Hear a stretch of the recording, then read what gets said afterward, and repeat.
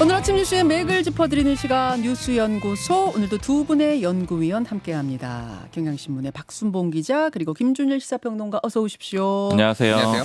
예, 첫 번째 뉴스 국민의힘 얘기로 갈 건데요. 그 전에 잠깐 박순봉 기자가 좀 정정하실 게 있다고요? 네, 어제 그 민주당 박찬대 의원이 내란 특별법 발의했다라는 내용 전해드리면서 발의는 아직 안 됐다라고 제가 말씀을 드렸는데 그 국회의원 정보 시스템 검색하다가 제가 좀 놓쳤어요. 그러니까 내란으로 검색을 하다가 예. 계엄으로 검색을 하니까 또 나오더라고요. 아하. 그리고 이제 방송 이후에 많이 연락들을 주시더라고요. 발의가 됐다고. 맞습니다. 7월 8일에 발의가 됐고요. 그다음에 박찬대 의원 포함해가지고 115명이 공동 발의자로 참여를 했습니다. 네, 발의까지 됐습니다. 네. 예, 이 부분을 놓친 거 사과하셨어요. 죄송합니다. 국민의힘 얘기로 넘어가죠. 국민의힘 혁신이 어제 혁신위발 사죄문을 발표했습니다. 네. 그 윤희숙 혁신위가 출범을 했잖아요. 네. 지금 혁신위원장을 맡았는데 어제 혁신 방향을 발표를 했습니다. 크게 두 가지 파트로 돼 있었는데 일단 앞부분은 사죄문, 뒷부분은 약속. 그러니까 요약하자면 사과 및 개선 방안을 내놨다라고 보시면 됩니다. 잠깐 윤희숙 혁신위원장의 발언을 듣고 올까요? 당원 당규 맨 앞장에 기본 정책 부분에다가 우리가 이러한 잘못을 그동안 저질렀고 그것을 이제 확실하게 단절하겠다라는 것을 새겨 넣을 것을 전당원 투표를 통해서 묻겠습니다. 이건 무슨 내용입니까? 일단 지금 저 내용은 그 사죄문하고 개선 방안 얘기한 다음에 브리핑할 때 나온 내용이고요. 네. 일단 사죄문 내용부터 좀 짚어볼게요. 그러니까 저 그러죠. 말은 사죄문이나 개선 방안에 들어간 내용을 이제 당원 당규에 전 당원들에게 물어가지고 넣겠다라는 얘기를 한 거예요. 사죄문에 어떤 내용 들어가 있었느냐 좀 주요한 내용만 짚어드리면 네. 특히 당 소속 대통령 부부의 전행을 바로잡지 못하고 윤석열 전 대통령 부부 얘기를 하는 거죠. 네. 비상계엄에 이르게 된 책임에 깊이 통감한다 이렇게 얘기를 했고요. 또 대통령 탄핵의 측면에서는 국민 눈높이에 맞는 판단을 하지 못한 것을 깊이 반성하고 사죄드린다라고 했습니다. 예. 국민의힘이 탄핵 반대 당론 채택했잖아요. 요거 사과한 겁니다. 그리고 당의 주인이 그 당원임을 망각하고 특정 계파, 특정인 중심으로 당을 운영한 걸 반성한다라고 했는데 친윤계 중심, 윤석열 전 대통령 중심으로 운영한 거 사과한다라는 내용입니다. 예. 그리고 당 대표를 강제 퇴출시키고 특정인의 당 대표 도전을 막기 위해 연판장 돌리고 당 대표 규정 변경해서 대선 후보 강제 단일화 시도한 거 사죄드린다라고 했는데 구체적으로 이름들 얘기를 하진 않았는데 당 대표 강제 퇴출은 이준석 전 대표 얘기를 하는 겁니다. 2022년에요. 그리고 연판장 돌린 거는 나경원 의원 당대표 도전했을 때 초선들이 나섰던 거 얘기한 거고요. 그다음에 강제 단일화는 김문수, 한덕수 그 당시에 전 총리 강제 단일화 논란을 사과한 겁니다. 네. 근데 요거 관련해서 제가 그 당대표 강제 퇴출시킨 거 누구냐 이렇게 당 관계자한테 물어봤었거든요. 그랬더니 한동훈 전 대표는 당연히 아니다 이렇게 또 얘기를 하더라고요. 그래서 이제 주류의 분위기도 좀 담겨 있는 겁니다. 아, 예. 그러니까 이준석 전 대표만 포함한다라는 얘기죠. 네. 그리고 이제 새 출발을 위한 약속이라고 해가지고 앞으로의 개선 방향 같은 것들을 얘기했는데 좀 주목되는 거는 상향식 공천이었어요. 그러니까 특히 비례대표 같은 경우에는 당원 투표를 통해서 상향식으로 공천을 전환하겠다라고 했습니다. 그리고 이런 내용들을 앞으로 이제 그 당원들한테 다 물어보겠다라고 했고 당원 소환제를 적극 가동하겠다라고 했습니다. 그래서 전반적으로는 당원들의 권리를 강화하겠다라는 그런 방향으로 나가겠다라는 거예요. 네. 그리고 아까 윤희숙 위원장 브리핑 아까 잠시 들으셨는데 전당원 투표를 해가지고 당원 당규에 이런 내용들을 맨 앞에 넣을지 말지를 당원들한테 직접 묻겠다라고 했습니다. 특히 윤석열 부부와의 단절, 그걸 아예 당원 당규에 못 받겠다, 새기겠다, 어제 그렇게 표현하더라고요. 맞습니다. 이 전당원 투표는 빠르면 다음 주 월요일, 화요일에 실시할 거고요. 지금 이미 비대위와도 공감을 했기 때문에 전당원 투표의 결과는 수용을 할 겁니다. 예. 근데 이제 인적 쇄신에 대해서 관심들이 많았잖아요. 왜냐하면 안철수 전 혁신위원장이 그만둔 이유가 이거였기 때문이거든요. 그렇죠. 호준석 혁신위원이 이 질문이 나오니까 이제 전날에 윤희숙 위원장이 인적 쇄신이 논의 대상이라고 언급을 했다. 이후에 논의될 거다 이렇게 얘기를 했어요. 그러니까 네. 즉 앞으로 얘기해 보겠다라는 그런 취지입니다. 혁신위 활동 마무리 시점은 7월 말까지로 잡고 있습니다. 왜냐하면 이 전당대회를 뭐 8월 중하순쯤에 하게 될 거잖아요. 그러면 이제 후보들 등록이 그 전에 이뤄지게 될 텐데 그 전까지는 혁신위 활동을 마무리해야 된다 이런 분위기입니다. 그러면 20일밖에 안 남은 거예요. 네, 얼마 없죠. 예. 근데 혁신위 활동 기간에 대해서 저도 한번 지도부 쪽에 물어봤는데 한 달이면 충분하다 이렇게들 얘기를 하더라고요. 그래요? 그러니까 방향만 잡으면 되지 않겠느냐. 그리고 어허. 이제 그 송원석 원내대표 쪽에서 이제 생각하는 것들은 이 혁신위가 일종의 방향을 좀 잡아주는데 좀 조안점이 있다라는 거예요. 그러니까 모든 걸 다 할 수는 없고 어차피 차기 지도부가 본격적으로 해야 되는데 적어도 이제 이런 정도의 흐름으로 가야 되지 않겠느냐 노선 제시 정도를 하면 충분하다라고 보고 있습니다. 예. 제가 궁금한 건 김준일 평론가 혁신위의 혁신이 말하자면 지금 제시한 내용들 혁신위원장이 조목조목 굉장히 구체적으로 얘기했잖아요. 당원들에게 물어서 단절을 아예 당원 당규에 받겠다. 성공할까요? 그러니까 일단 조금 이상하기는 해요. 뭐냐면은 뭐 당원 당규라는 예, 게 예. 나라로 따지면은 뭐 헌법이라든지 예. 뭐 주요 그런 이제 뼈대를 이루는 건데 헌법에 윤석열을 배제한다 뭐 이렇게 윤석열과 단죄한다 이렇게 넣는 게 이게 이제 어떤 의미가 있는 것인가 좀 뭐 문장을 봐야 되겠죠. 그러니까 뭐 이를테면 내란 세력과 뭐 이렇게 단절한다 뭐 예, 이런 게 예. 이제 들어가야 될 필요성이 있다라는 건데 이제 어떤 문구가 어떻게 들어가야 될지 다만 이제 의지는 좀 확인을 한 것 같아요. 예. 그렇죠. 그러니까 의지의 윤석열 표명인 거죠. 그러니까 이제 어제가 되게 공교로한데 윤석열 전 대통령이 이제 구속이 되기도 하고 네. 뭐 그리고 이제 국민의힘 지지율이 굉장히 낮게 나오고 뭐 이제 좀 뒤에 설명드리겠는데 예. 이제 뭐 그런 상황에서 이제 이게 좀 혁신위가 출범하고 이거를 좀 해야 되는 어떤 긴급한 필요성 뭐 이런 거를 했는데 두 가지가 생각이 났어요. 저는 이제 보면서 하나는 뭔가 이런 거죠. 일본이 이제 한국한테 사과를 한 게 한 30번이 넘습니다. 예. 근데 이제 우리나라 사람들은 일본이 제대로 된 사과를 안 했다라고 얘기를 해요. 진정성 있는 사과 항상 그 얘기하죠. 예, 우리. 예. 예. 그러니까 왜 그러냐면은 사과를 한 다음에도 안 변해요. 또 똑같은 얘기를 하고 역사 교과서 왜곡하고 뭐 독도는 보상 못 해주겠다고 하고 네, 그런 독도는 거? 우리 땅이 뭐 예. 일본 땅이라고 하고 뭐 이렇게 되는 거예요. 그래서 사실 이게 사과가 중요한 게 아니다 사실은. 그 사과 이후에 정말로 이제 변할 수 있을 것이냐. 근데 굉장히 많은 국민들이 좀 아직은 좀 냉담한 것 같다. 왜냐하면 사과는 뭐 예를 들면 뭐 권영세 비대위원장도 그도 수위와 뭐 이런 건 다 달랐겠지만은 권영세 비대위원장도 했고 뭐 여러 인사들이 했어요. 그러니까 사실은 그래서 이제 이 사과가 정말로 진정성 있게 후속 조치가 있을 것이냐라는 거고 하나는 이제 책 제목에 과거에 이런 게 있었어요. 오빠가 허락한 페미니즘. 그러니까 이게 뭐냐면은 이제 페미니즘을 여성 운동을 하는 데 있어서 남성들 눈치를 보고 남성들한테 허락받고 이게 어떻게 보면은 스무스하게 조금 이렇게 개혁을 하기 위해서 그런 건데 너무 이제 체제 수능적인 뭐 이런 거다라는 거예요. 그러니까 제가 뭐 페미니즘 내용을 소개하거나 그 동조한다는 얘기가 아니라 이게 딱 느낌이 뭐냐면은 친윤이 허락한 당내 개혁 뭐 이런 느낌이에요 지금. 주류의 눈치를 좀 보면서 가는 거 아니냐 그런 말씀이세요? 그렇죠. 이제 물론 뭐 이제 혁신위가 비대위하고 논의도 해야 되고 뭐 그런 예. 건 알겠는데 가장 핵심적인 부분 사람들이 지금 제일 궁금해하는 부분 그리고 친윤들이 하기 싫어하는 거 이런 게 다 빠진 거 아니냐 그 생각이 들어요. 그러니까 그러니까 최소한의 책임질 사람의 책임지고 이거에 대해서 이게 탈당이든 출당이든 경고든 윤리위든 뭐가 이게 있고 나머지는 그러면 이렇게 정리하고 뭐 대사면을 하고 뭐 이렇게 가는 게 지금 최소한의 전제 조건이라고 다들 언론도 얘기하고 사람들도 그렇게 느끼는데 그거는 피해갔다라는 느낌. 아하. 아, 그게 바로 안철수 혁신위원장이 주장했던 거잖아요. 인적 쇄신이 첫 번째다. 그러니 그걸 지도부가 받을 거라고 약속을 해라 하다가 그거 안 받는 바람에 이제 이게 그만두게 된 건데 이번에는 이제 그 부분은 빼고 갔단 말입니다. 예. 윤희숙 혁신위원장이 어제 뭐라고 했냐면은 사람을 어떻게 하는 문제에 대해서 내가 그것까지는 권한을 받지 않았다. 뭐 이런 식으로 얘기를 했잖아요. 네, 그러니까 친윤이 허락한 것만 한 거죠, 그러니까. 그걸 네. 이제 좀 긍정적으로 보자면 처음부터 요걸로 부딪히지 않되 단계를 밟아가면서 뭐 거기까지 갈 수 있겠다. 이런 식으로 볼 수도 있고 또 좀 김준일 평론가 시각으로 좀 비판적으로 보자면 그걸 첫 번째로 건드려야지 거기도 못 건드리면서 무슨 혁신? 뭐 이렇게 볼 수도 있는 거고. 그러니까 뭐 제가 많이 비판적이고 보는 건 아니고 이제 어제 언론들 나온 거 보면은 예. 그 얘기를 많이를 해요. 그러니까 조경태 의원이 이제 출마 선언하면서 45명 최대 뭐 얘기도 하면서 지금 인적 쇄신 위원회 만들기 내가 당 대표 되면 그런 게 그런 거거든요. 그러니까 그렇죠. 이게 없으면 안 된다라는 거를 당 대표들이 그러니까 후보자들이 생각을 하는 거고 여론조사는 이거 짧게 소개시켜 드릴게요. 엠브레인 퍼블릭, K스타일 리서치, 코리아 리서치, 한국 리서치가 지난 7일에서 거의 만 18세 이상 남녀 1,003명을 대상으로 전화 면접 조사 이게 이제 MBS 전국 지표 조사라고 격주로 나오는 건데 정당 지지율. 네.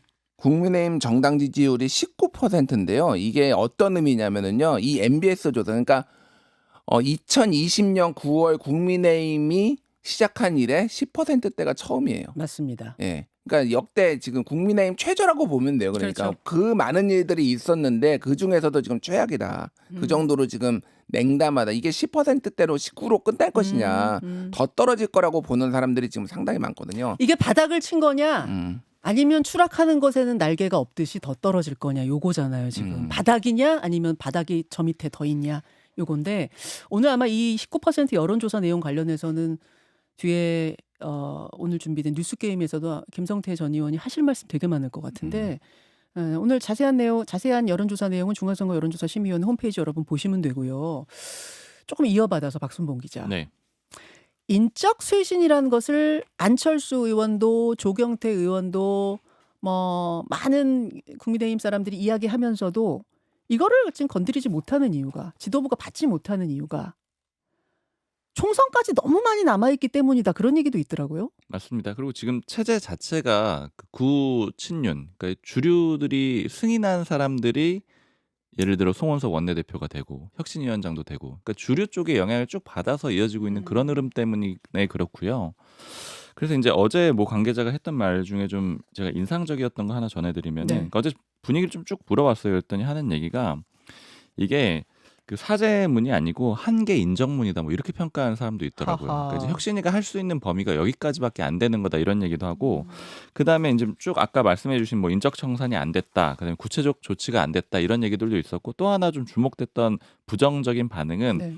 이게 일종의 대리 사과라는 거예요. 그러니까 뭐 다른 모 관계자가 하는 얘기는 친윤계 의원들 쭉 얘기하면서 이 사람들이 나와서 직접 무릎 꿇고 사죄해도 모자라는데 왜 윤희숙 혁신위원장이 대신 사과를 하면 그게 진정성이 있느냐. 윤희숙 혁신위원장 외에도 혁신위원 몇 면을 보면 김준일 평론가, 최영도 의원, 뭐 호준석 대변인 누굽니까? 이런 분들이 다 계엄 탄핵 또 그 후에 대선 치르는 국면에서 뭐 큰 역할을 했던 분들은 아니거든요. 그렇죠? 윤희숙 위원장 뭐 마찬가지고.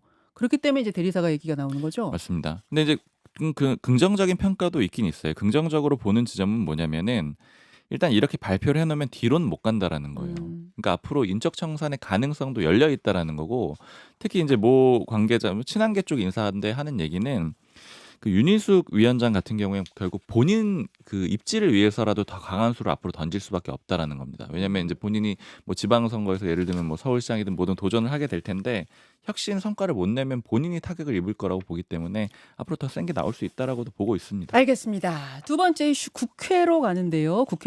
다음 주는 인사청문회 17개 열리면서 줄줄이 인사청문회 슈퍼위크인데 어제는 국회에서 교육위 청문회가 주목을 받았어요. 네, 리박스쿨 청문회가 있었습니다. 그러니까 리박스쿨은 지금 많이 보도가 돼서 다들 아실 것 같은데, 일단 리박이 이승만 전 대통령하고 박정희 전 대통령 두 성을 따서 만든 단체거든요. 구구 성향으로 평가되는 역사 교육 단체입니다. 근데 왜 이런 단체를 청문회를 대상으로 했느냐? 일단 첫 번째는 그 여론 조작, 댓글 조작을 했다라는 의혹이 제기됐어요. 자손군이라고 스스로 부르는데 자유 손가락 군대를 운영을 해가지고 여론을 좀 조작했다라는 거고요. 그다음에 더 큰 문제는 뭐냐면 윤석열 정부에서 늘봄학교라는 제도를 운영했거든요. 네. 그러니까 초등학교 방과후 학교하고 돌봄 교실 합친 그런 이제 제도인데, 리박스쿨이 운영하는 교육을 수료하면 늘봄학교 강사 자격증이 나오는 겁니다. 그러니까 이 부분이 결국에는 이제 공교육까지 침투하는 거 아니냐 이런 의혹이 제기됐기 때문에 어제 청문회가 개최가 됐습니다. 그간에 나왔던 의혹들이 방금 말씀드린 그 내용이고요. 어제 나온 얘기 중에 좀 새로운 것들을 좀 전해드리면 리박스쿨의 대표가 손효숙 대표거든요. 그 손효숙 대표의 일종의 역사관이라고 할까요? 이런 것들을 좀 검증하는 자리가 됐어요. 민주당 의원들이 주로 질의를 했는데 전두환 전 대통령의 명예가 회복돼야 하느냐 이렇게 물어보니까 이미 어려운 일이 됐지만 애국 현장에서의 시각은 다를 수 있다. 즉 회복돼야 된다라는 그런 취지로 얘기를 했고요. 또 전두환 전 대통령 학살하지 않았느냐 이렇게 물어보니까 학살 여부는 제가 판단하기 어렵다.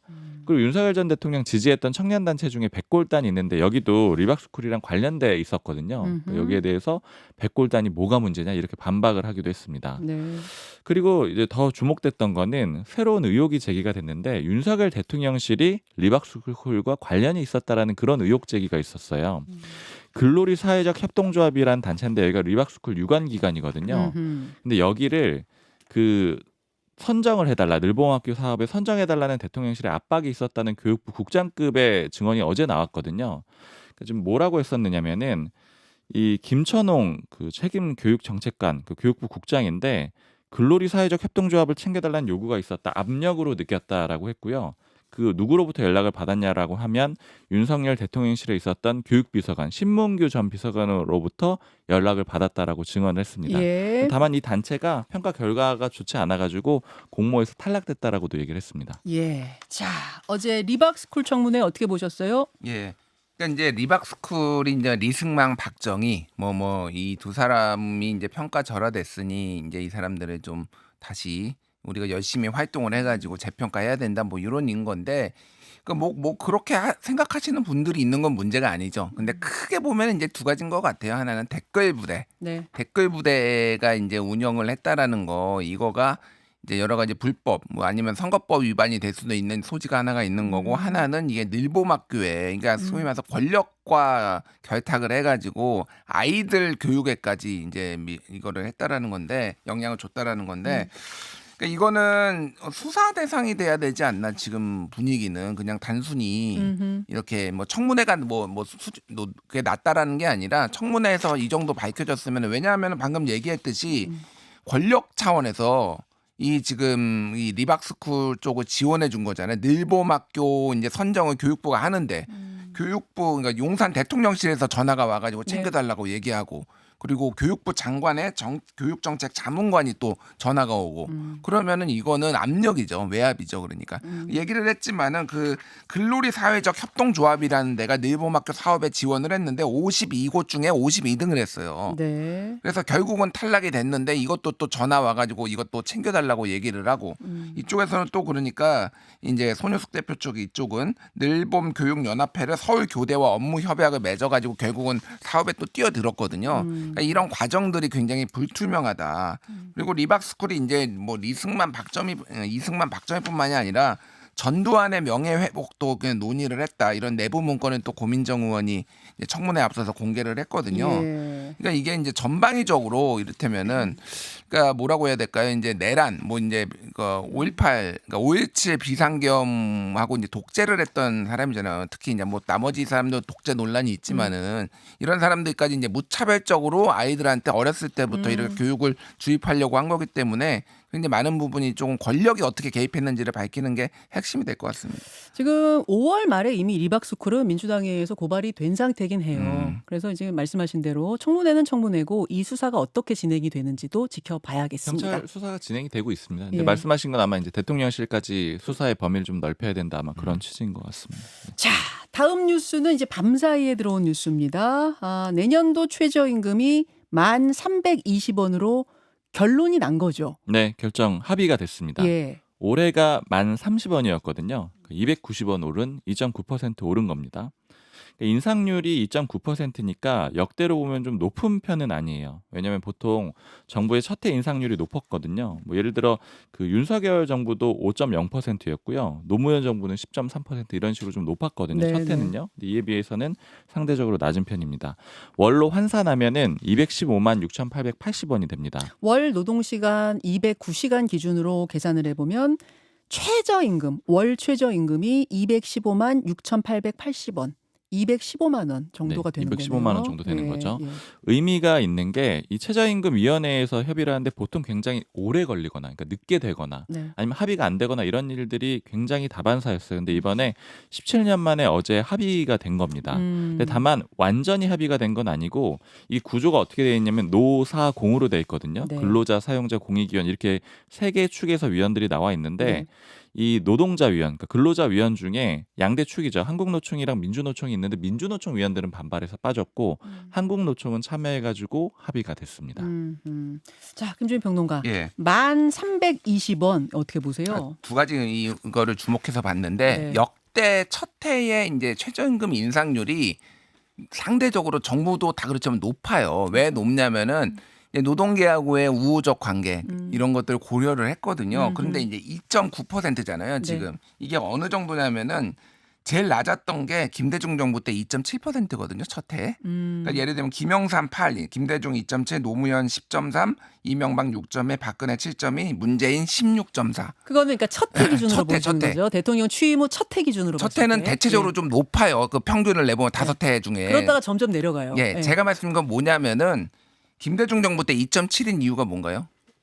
외환위기 때문이에요, 이게. 예. 지금 외환위기급입니다. 2.9거든요, 지금 이재명 정부. 물론 전체적으로 좀 낮아진 경향도 있지만은 그 정도로 지금 경제가 안 좋다. 그래서 어제 이제 여기서 얘기가 나왔던 게 네. 이게 너무 낮지 않냐. 특히 이제 이 뭐죠? 그 정부에서 나온 이 사람들이 위원들이 그 윤석열 정부 때 임명된 사람들이 상당수가 네. 그러니까 이제 내란에서 한 사람들이 이렇게 임명이 됐다라고 얘기를 했는데 어떻게 이렇게 낮을 수가 있느냐라고 이제 난리가 난 거예요.